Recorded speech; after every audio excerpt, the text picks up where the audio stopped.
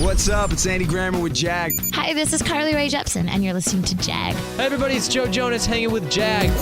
This is Heather Knox with the hottest Jag I've ever seen. Ryan Seacrest with Jag. It's B.O.B. checking in with my homie Jag. So much swag with my homie Jag. It's the Jag Show podcast. Welcome in, I am John J. Gay. One of the most common questions that I get from both new and existing clients is, how do I make money on my podcast? Today's guest is going to answer that question in just a moment, and we'll get to that. But first, Stacey Simms has been a television and radio reporter, is now a podcast host and author, and is really an all-around rock star. Welcome to the Jag Show.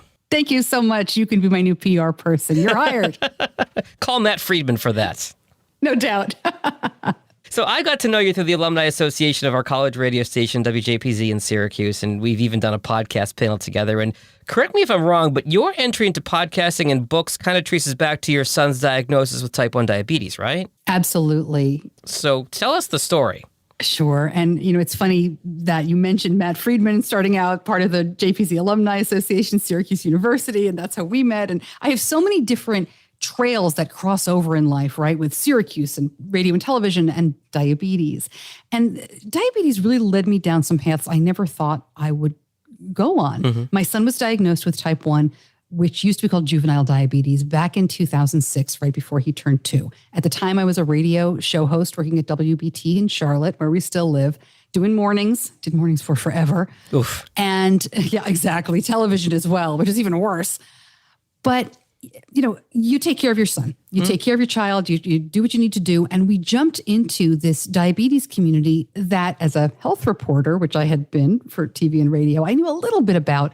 But once we were part of it, I realized just how much there was a need for better information, for, you know, more connection. And we were really lucky to benefit from the connection that was there. And people were starting to blog. I mean, you think back to 2006. Sure. Pre-iPhone even, which is wild. There were some podcasts. I've probably, like yourself, I've been a podcast listener for many, many years, even when you had to take your iPod and plug it into your computer to download. I mean, but when I was working full time and raising 2 kids and everything else that goes along with that, I didn't really have the bandwidth. But when I left the radio station, I thought, you know, now's the time. There's a real need in my community for information about type 1 diabetes. If you're going to see something on the news, it's going to be a 30-second story, maybe in November, which is Diabetes Awareness Month. Sure. They're going to mix up type 1 and type 2. They're going to say blood pressure instead of blood glucose. So I created this show to provide that kind of information using my news background. And the same thing with my book, which is an advice book for parents. I love the name of your book. It is? Oh, it's The World's Worst Diabetes Mom. And it's all about, and all parents go through this pressure for perfection, right? We're supposed to, you know, do everything, top of your game, never make a mistake. And it's so silly. And, you know, Instagram and all this stuff has even made it worse. And in the diabetes community, there are so many numbers that we have to worry about all day long. It's very difficult not to compare, not to feel guilt. You know, almost want to hold your child back in certain ways because you know the numbers will be better. You know, if they don't go on that sleepover, if they don't play in that soccer game, it's a little bit of a double-edged sword. So I wrote the book, which is all about our mistakes. My son is now 15 and we've messed up quite a bit, but I love it. It's all about learning from mistakes. And that's, The World's Worst Diabetes Mom. I love that you are providing such an important resource. For me personally, I have learned so much about diabetes in just the last couple of years. My cousin's son was diagnosed a couple of years ago, and the stories he told me of the night they figured out what it was and rushed him to the hospital and they almost lost him. Yeah. My wife's cousin, who was her best friend, she was the matron of honor in our wedding. She's 49 years old. She was diagnosed at 4, and it's just her body has been ravaged by this disease for 45 years. And then my parents, or my dad is, and my mom is close to being a type 2 diabetic because of lifestyle and understanding the difference between type 2 diabetes and having it brought on versus having something that is, I guess, genetic, right? Or tell me about type 1, just for our listeners' clarification. Can I do like 2 minutes of a soapbox? Please, I promise please, this please. won't become the diabetes podcast. Okay, thank you so much. All right. Type 1 diabetes is an autoimmune issue. So you might be born with it, quote, but it's triggered by something. It's triggered, we don't know, right? Environment, virus, something happens. You can get type 1 diabetes at any age. My son was 23 months old. I have a friend who was diagnosed at 71. Wow. Yes, doesn't matter. It's an autoimmune disease. Type 2 diabetes, as you've already touched on, is often thought to be brought on by lifestyle, sedentary, you're overeating, obesity. However, there is a huge genetic component to type 2 diabetes. Oh, crap. I know, I'm so sorry to tell you. There's also an environmental component, we think, because there are so many more cases of type 2. You can be obese and never develop type 2. You can be thin and get it. And I'm telling you, as you're listening and you're like tuning out because this doesn't, there's also something called LADA. This is a form of diabetes that they're learning more and more about. And it seems to happen it happens in adults.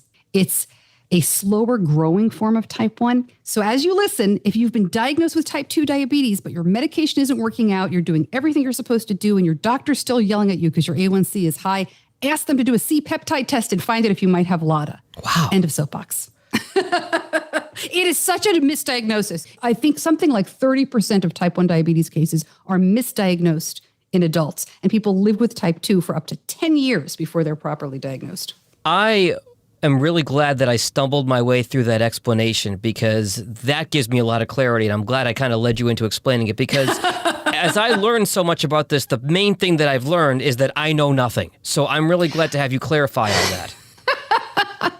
Well, diabetes is such an interesting and unusual condition in that it's also one that people think they know everything about and can make fun of. Well, you don't see people on Instagram doing like #cancer, but they'll put, a big ice cream sundae out and be like #diabetes. It's bizarre. You're so right. And I mean, I've learned a little bit in that, I work with registered dietitian Melissa Joy Dobbins, who you connected me with, and she's one of my favorite clients. And then I also now, through Melissa, do some work for the ADCES. I'm going to get the acronym wrong, but it's the diabetes organization out of Chicago that nationally. And I've learned in working with both of these clients a lot about diabetes, but again, I feel like I've just scratched the surface, and this is something that you've lived with and really kind of made a career out of. It's not something I ever intended. Right. But it certainly is going in that direction. And that's what's cool about podcasting.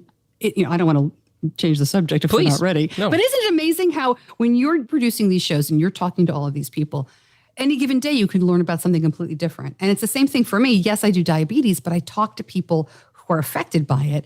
And so one day I'll have a professional athlete. The next day it'll be a parent of a little kid. The next day it'll be, Breck Bassinger, she's on Stargirl on the CW. She's the lead actress in that show. So you never know. You're going to learn about all this cool stuff. It's what I love about podcasting.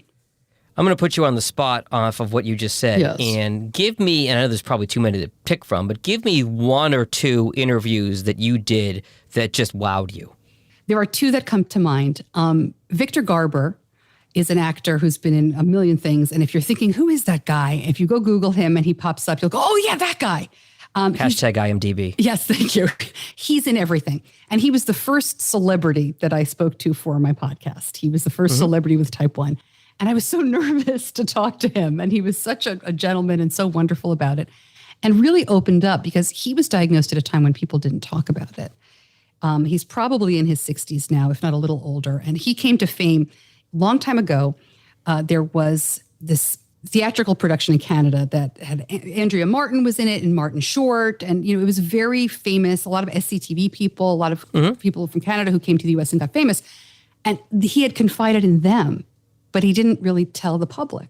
He didn't want to be ostracized, was afraid of how people would react, that kind of thing? He was afraid he wouldn't get hired. He was a health risk, and he talked about, because as you mentioned, your friend who was in her 40s, the technology and the treatment has changed just in the last 20 years, really. Sure. So to be diagnosed in your teens in the 1960s, totally different ballgame. And so he was afraid he wouldn't get hired. People wouldn't take a chance on him. It was just so interesting to talk to him about everything from that. And then leading up, he's another one. I don't know why this happens. He's another superhero show. He was in Legends of Tomorrow. Okay. I asked him about the costume. Like, can people see your tech through the costume? And he was like, oh, heavens, no, I don't wear anything tight anymore. What are you, crazy? And the other interview that stands out just happened a couple of weeks ago. I was really fortunate to be on a conference call with Eli Lily. Oh, wow. And there's a huge controversy about the price of insulin right now. Sure. And it's been for several years. And this was at the very beginning, probably March, the beginning of COVID-19 experiences for many of us. And they were talking about assistance programs for people who need help paying for insulin. Mm-hmm. And I just straight up asked them, I said, why not be a hero and just drop the price? Let's do it. Like, now's the time to be bold. And it was great because the whole call went silent. And as a former talk radio person, you love those silences. Oh, yeah. I don't mind them at all. Like, let's stretch it out. But everybody, there were like 10 people on the call. There were bloggers and other people from Eli Lilly. And they came back with, well, we'll see, And a couple of weeks later, they did offer a coupon for $35, which was what I had suggested. But not because of me, but it's really not. It's not enough, and it doesn't help everybody. I think about, back to the presidential campaign here in Detroit when Bernie Sanders was here. He put a bunch of people on a bus, drove them across the river to Windsor, Ontario, Canada, so they could get insulin for a reasonable price. Do not get me started. But those are two that stand out. But I've done 313 episodes. Wow. Look at that. 313, the Detroit area code. It all comes full circle. There you go. Who knew? Again, our friend Matt Friedman will be very happy. Okay, so you start the podcast, Diabetes Connections. How long ago did you start it? 313 episodes. How long ago was that? 5 years, June of 2015. Excellent. So how did you grow this thing? And again, I want to come back to for a second. Let me back up here and say, as a television and radio personality, one of the first things they taught us both at Syracuse was in order to make something that prints, to market well, you've got to have an emotional connection, and you've got to convey that. And you obviously have an emotional connection in spades when you're talking about something like diabetes, something that affects people's health, people's children's health, and affects families so deeply. So you had that emotional connection off the bat. How did you grow the podcast from where it started to where it is now? It's interesting about the emotional connection. I started out knowing that I wanted to have the news peg because there were already, and there still are, many podcasts about diabetes and many very good podcasts. Most of them, though, are first person.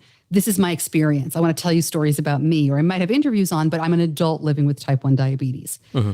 So I knew there was a space for a newsier product, right? I don't really do breaking news. I try to keep up on things. I do a lot of technology. My listeners are really into the latest and greatest technology with diabetes, insulin pumps, continuous glucose monitors, that sort of thing.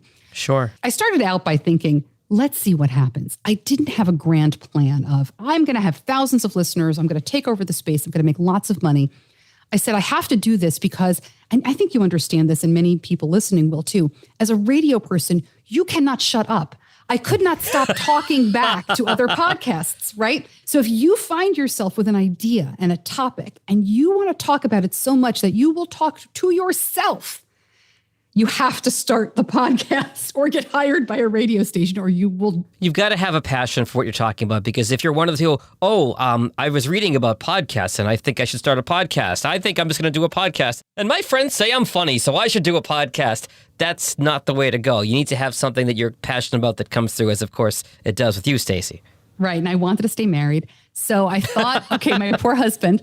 And I started the podcast thinking, let's see what happens. Mm-hmm. And I started it off. I do a presentation. I speak, and I had been doing this for a while. I speak at conventions. I talk to other parents and other people with diabetes. And one of the topics that I was really passionate about and still am is connecting in real life. It's a little harder right now that we're all separated. Sure. But you need that in-person connection. It can't just be on social media. Even if it's a Zoom call, you need to speak face-to-face and learn about this. It's a very, very personal experience. So I thought, okay, I'll do the podcast and the peg will be kind of newsy, but I'll also talk about people's connections. So my first 3 interviews are all, when did you first meet the person that, the first person in the diabetes community? And when did you go to your first in-person event? Well, after 3 episodes, I was really bored of that. It wasn't working out. So I just said, forget, we're throwing that out. We're going to keep Diabetes Connections as the name, but we're going to just talk about different stories and news events. And I'm going to be able to put people in the hot seat from Eli Lilly and other companies. And then over time, I was never a big blogger. I didn't have a big following in that way, but I started hearing more from friends in the community who were posting it in their groups. Closed Facebook groups became a huge way for me to grow it. There's a ton of people in these different Facebook groups, and they all have their different angles. There's one for technology. There's one for parents. There's one for this. And so I started posting in there. That really helped a lot. I continued with the in-person appearances. I tried some interesting things. I tried some partnerships. I tried some commercialized partnerships, which we can talk about. I did a segment once where I went to a convention. I talked to every vendor. And then I did what a pain in the butt. And I did you know how that is, right? And I did a 5-minute segment. It was just a 5-minute quick interview. And then for that year, I spaced it out and I called it Shop Talk. And every week I talked to, you know what? Nothing. It did nothing. It grew nothing. Nobody cared. None of the vendors cared. Nobody gave me a pop. It was a complete waste of time. I wish our listeners could see the amount of hand motions you're doing right now as you're explaining that. But your point is well taken. I have to have a clean desktop because I always talk with my hands. I knocked over so much stuff when I worked at WBT. It was such a joke because they wouldn't let me in I had to have lids on everything. I knocked over everything. That's just how I am. I get a little passionate, but that did nothing for me. But in-person appearances, Facebook groups, it's been a really interesting journey because I've been in this since 2015. And even the way that podcast numbers are measured has changed. Right, the new metrics. When all the bots are gone, you don't get as many downloads as you thought you once did. I had a 1-year period, maybe almost 18 months, where Facebook was artificially inflating the numbers. Facebook was? I used to post my episodes as a direct download link. I used Liberated Syndication. I used Libsyn as my host. Yeah. And I used to put, if you go, you can choose how you want to post it. And I didn't post back to my website. I used to say, listen here with one click, because I thought that would be really easy for the non-podcasty people. Mm-hmm. And they would click the direct download link. It would open and play. Well, we come to find out now, Facebook looked at that as a video in some ways, which is great because they give it more attention. But you could Google this. About, fall of 2018, big scandal with Facebook and video because they were overinflating the numbers. A ton of media companies got caught in this. A lot of people were basing their entire business models, big media companies, on it. Oof. And so when you find out, no, you didn't get 7,500 downloads on that episode. You got 3,000, which is still great, but it's not the same. It went overnight from, everything was chugging along and then it just turned off. And it took a while to figure out what had happened. And me and a few other podcasters figured it out together and kind of got confirmation. It was wild. So you kind of have to go through those ups and downs to figure out what are the real numbers, how many people are really listening. It's very difficult, too, when you're talking to advertisers because you need the real deal. Yeah. And I think what's interesting, too, is people really, and I think when you get to the point where you're selling advertising, it might be a little bit different, but when people start a podcast, they really sweat these download numbers. And that's something I try to tell clients is don't sweat the download numbers as you're starting out. Look at it as a marketing tool, look at it as a branding tool, and really, really focus on building it. And if you're good and you're consistent, the download numbers will come. Right. And then, of course, the biggest question to ask before you buy your microphone or do anything is, why am I doing this? Yes. What's the point? Right. And if you can answer that question, and it's okay, to be completely honest, I'm doing this because I want to help people. I want to grow my business. I can't stop talking to the radio. I have a huge ego and I need to put it somewhere, right? Be honest with yourself. You don't have to write it out and put it on a billboard. Mm-hmm. Then it makes it much easier to come back and say, okay, how am I doing with it, right? Are 100 people listening, but 100 people also are now going to my business where I had 5 people before? Mission accomplished. I'll take 20 podcast listeners over 100 likes on Facebook or Instagram. Absolutely. And I think if you know what your goal is, it really helps to mitigate the shock of seeing, frankly, how few people listen to podcasts. It's not like blogging. It's not like writing something. It is an incredibly different medium. And the average podcast gets about 150 downloads after 30 days. With that in mind, and knowing that the numbers kind of bounce around all over the place, how did you start monetizing your show and getting sponsors? Well, I knew this was going to happen right away in my head. Talk about goals. I said, all right, I have a goal in mind. I had a blogging agreement with a diabetes company. Mm-hmm. And in my head, I'm thinking, okay, I am going to start this podcast. If it goes anywhere, I'm going to these people and I'm going to ask to be sponsored. And that was my only goal. This was one company. So I had 125 listens per show at that point. And I was like, let's do it. Let's just go for it. And I did have a pre-existing relationship with them. They knew me and they trusted me to grow. Mm-hmm. However, it was Johnson & Johnson. And yeah, it was small potatoes. And they had never sponsored a podcast before. Now, it was a division of Johnson & Johnson. It was an insulin pump division that is no longer around called Animas. Okay. And what I got very lucky with, I didn't even realize this until later, was that I really dealt only with the marketing department. And she agreed. We, set a very low price. And and we can talk about this, I don't really base it on numbers. Obviously, they wanted to know how many listeners I had, but I don't charge on the numbers. I just charge by the episode. And we had a 3-month agreement and it went through beautifully. But the funniest part about the whole story is she called me back after it was done and said, okay, now we have to deal with compliance. And I thought, compliance? She said, yeah, we're a medical device company. And what was interesting was I was so fortunate that marketing was smart and signed the deal and cut the check.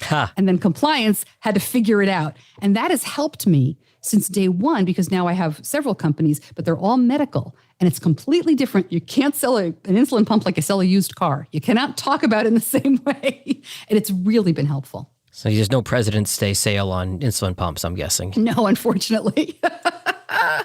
Well, that was another question that I had for you, Stacey, because what kind of hoops and obstacles do you have to go through? If you have a continuous glucose monitor company sponsoring your podcast, you have any medical device or medical, or pharmaceutical company, how much of a pushback do you get on content, or has that really helped you in terms of what you can and can't say? Or okay, well, let's dial back. With any company, right, you're going to go to them and say, I'm so great. Here's my media kit. You got to create one. There is one on your website. Yes, you can download the media kit right there. That's a little different, though. That media kit doesn't have my pricing. Okay. So that you have to call me up and we'll talk.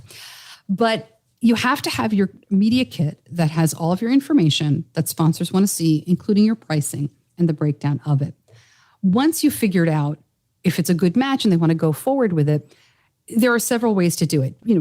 From talk radio, which is my background, we do everything is based on live reads. So I'm going to endorse let's go with that. I'm going to endorse the used car company. I get a list of bullet points and I can say whatever I want. Right? See my friends downtown. They're going to hook you up. I love my minivan. I put my golf clubs in it and my son's football stuff. Woo, it smells really bad right now, but it's great. It's part of being a mom. I'm shopping around town. You go see him. He'll make you a deal. Whatever, right? I mean, I don't know. It's like riding a bike for you.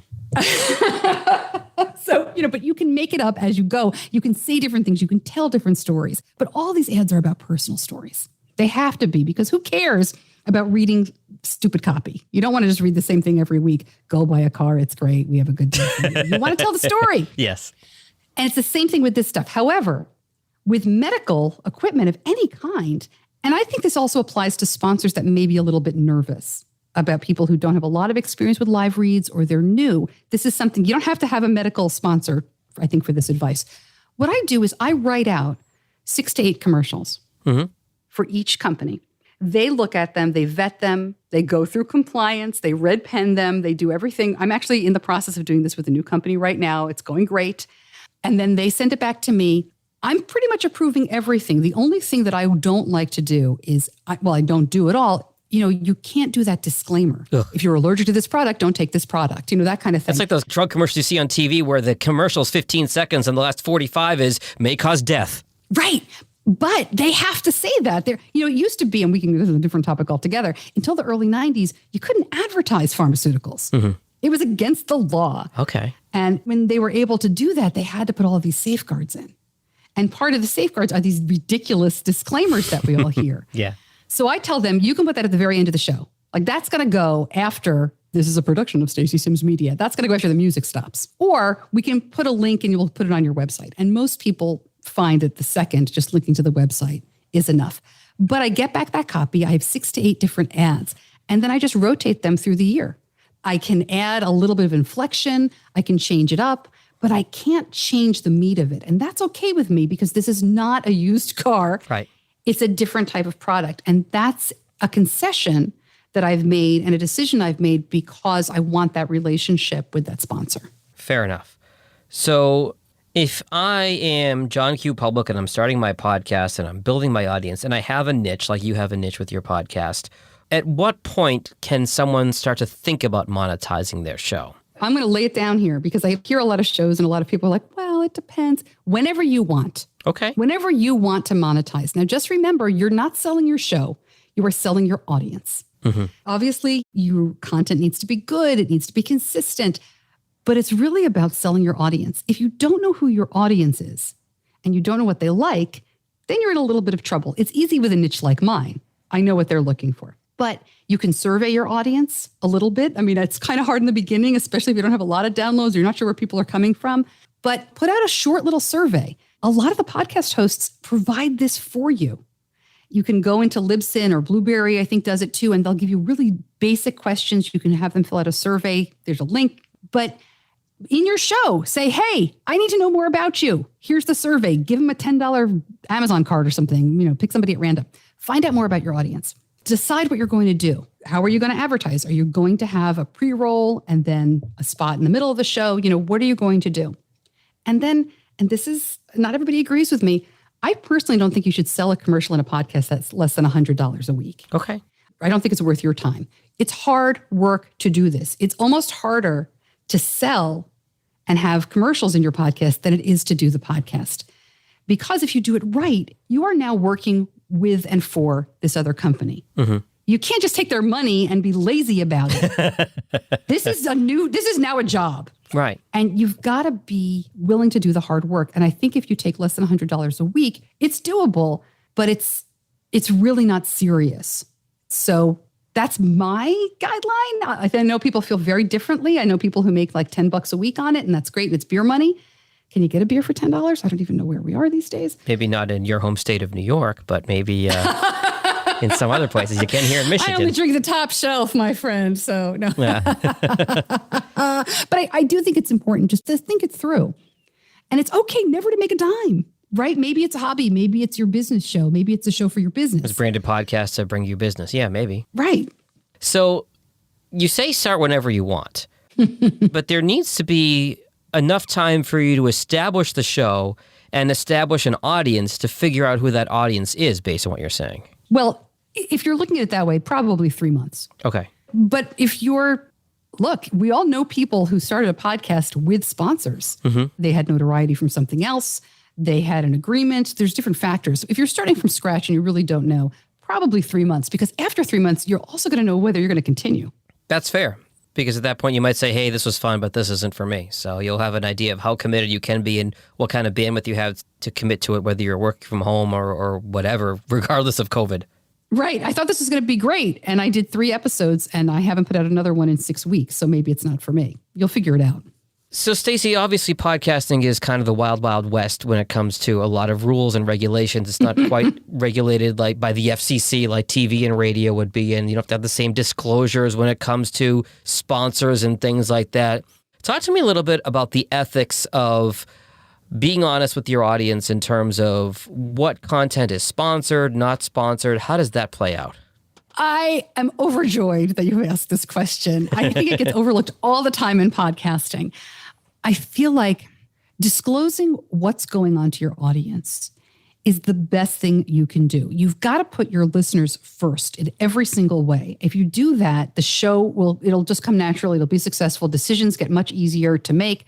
So for me, that means talking to my audience about why they're hearing what they're hearing. Mm-hmm. And that can be everything from guests to the commercials.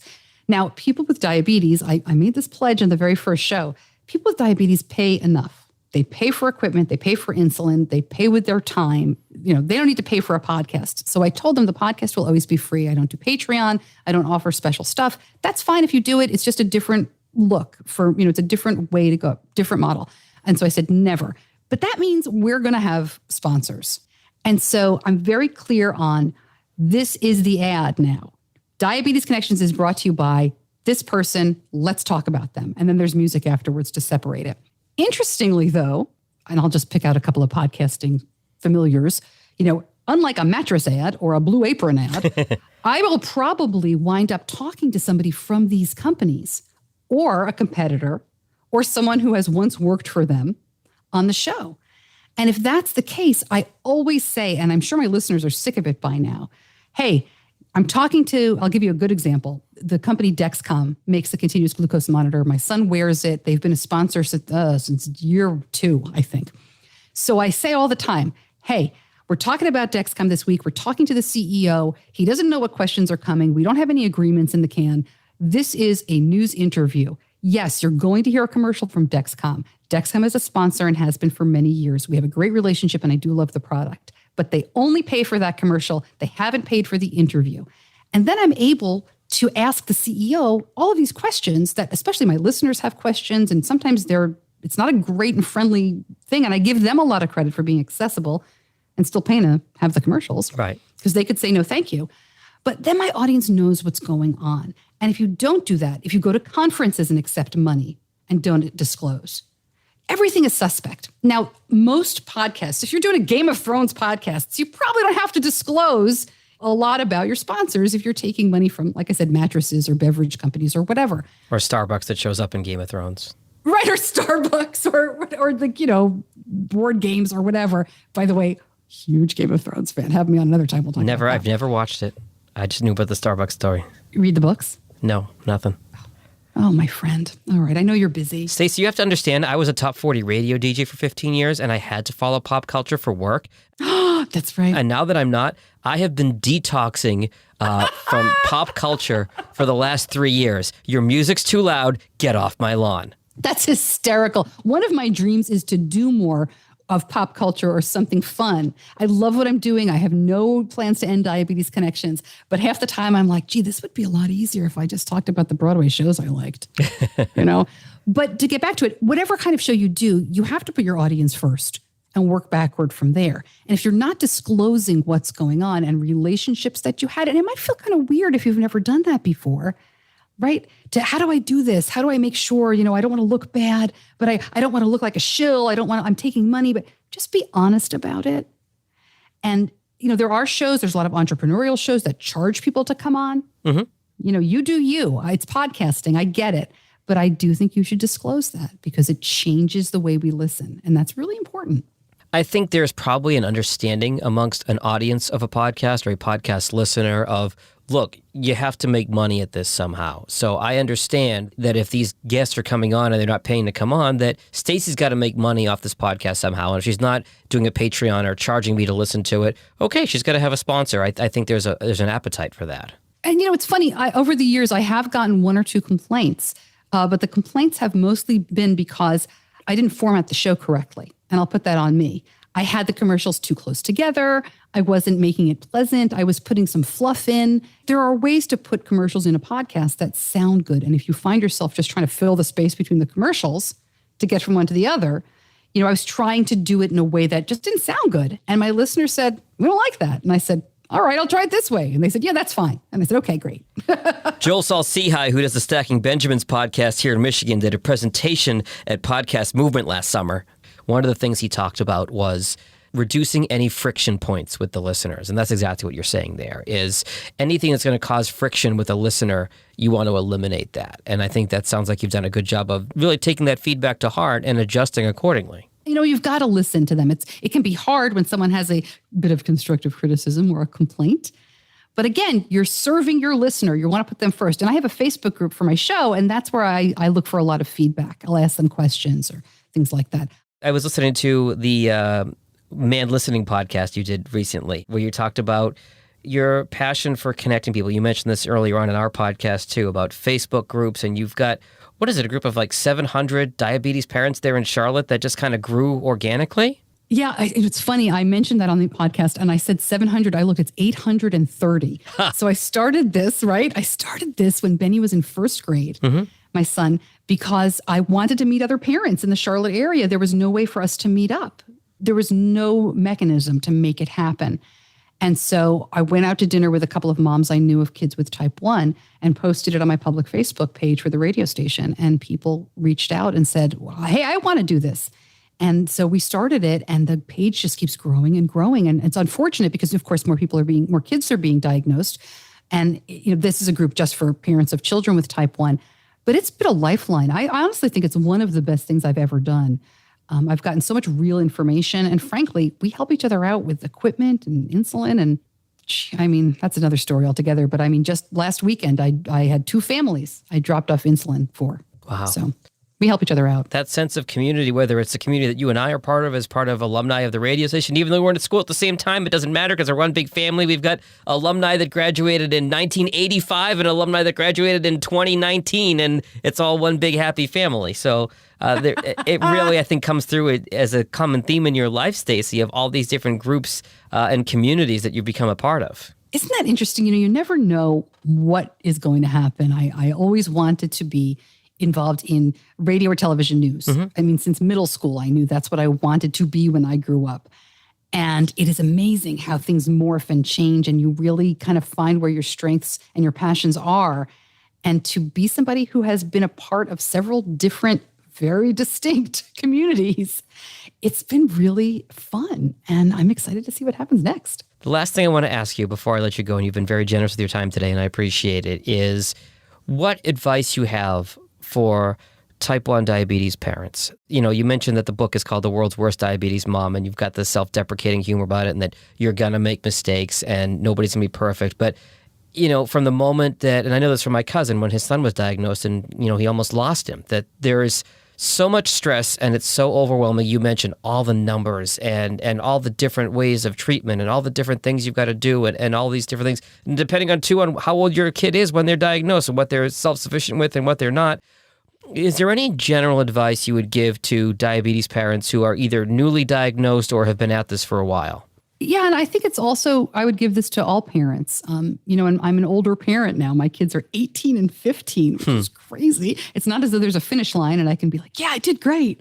But looking back, I would say just be careful, and this is for all of us, right? Where you're getting your information. Oh, yes. Try to put context to it. It is very easy to jump into a Facebook group and say, my son's blood sugar goes low every night at 2 a.m. What should I do? There will be 25 comments with 28 different pieces of advice.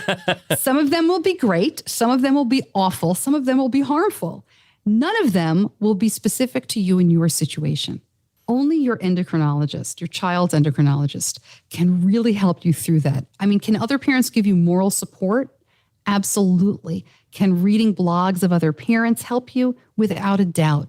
But if you're basing your decisions on other people's opinions instead of science and facts and your personal situation, it is not going to work out well for you in the long run. And I think that's for all parents. When I was a new parent, I read a lot of mom blogs, and none of them spoke to me. And what worked out well for me as a parent of a child with type 1 was reading the blogs of adults with type 1. For whatever reason, that helped me more than anything. And I think it was because the perspective was different. They were further away from it. They were able to say, this actually helped, and this really didn't, rather than this seems to be helping. I don't know, because I'm in it for a month. And that has also morphed, and I'll give you one little more thing that is quite obvious, but I like to say. If you're on Instagram, it is fun to scroll. It is never a good idea to believe. And I say that not for facts. We all know about like vetting scientific information. I was at a conference about 2 years ago, and this woman looked gorgeous. This is a diabetes influencer, right? There are influencers in every community. Yes. And I said to her, man, your pictures are always so great. And here we are early at this conference and you look so beautiful. Like, how do you do it? And she laughed at me.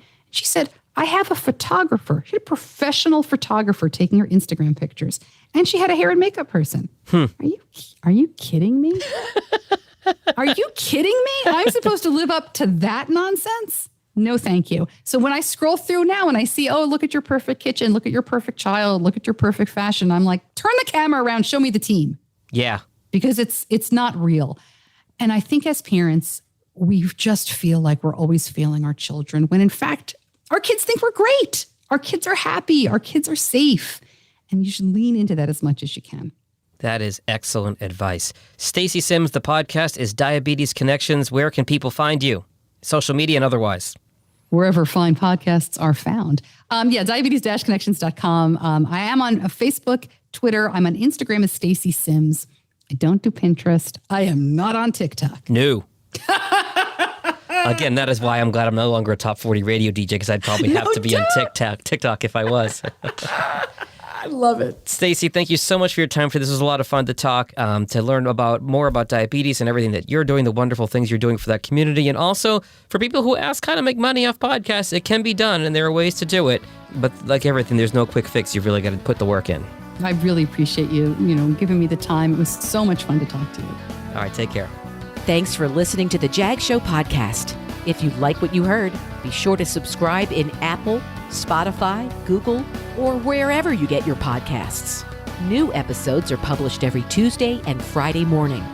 For help with your podcast, find Jag on social media at Jag in Detroit or on the web at jagindetroit.com.